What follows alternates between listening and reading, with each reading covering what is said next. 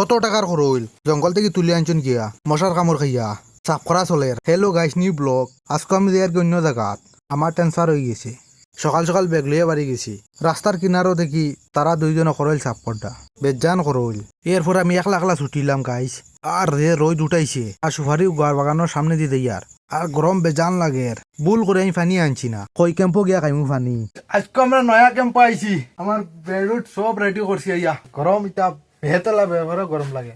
মোটামুটি ওখানে বিছনা রেডি ঘুমাইতে বিন্দা দিছে আমি। তখন খানির প্রোগ্রাম লাগছে। এইটা হলো আমরা রান্না ঘর। খানি বানানি চলের। একটার খানি সোয়াবিন আর আলু। দূর থেকে মেচ দেখাইছিলাম গাইস, কই কিনারে গিয়া দেখাই। কিনারও আইলাম আমি, ও মেচর হইল ভিতর। কিতা কিতা রান্দা চলে দেখিলাও। জানালে একটা খোলা আছে সাইডে দিয়া, পুরা এসির মতো হাবা ঢুকে আইয়া। ঠান্ডা ঠান্ডা হাবা, তার না বাইরে তোরা বাড়ি দৃশ্যটাও দেখিলাও। কিন্তু দেখা হয় না। আর আজকে আমার প্রথম দিন হয়েছে এই জায়গাতে। এবার 3 মাসের লাগিয়ে নয়ছি। 3 মাস করে আবার জানি আমার আর একটা কাজ তো নয়ছি।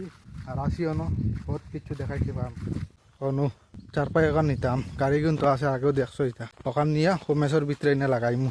তো বোয়া দেখবো ঠান্ডা বাতাস আর গরম বেজা।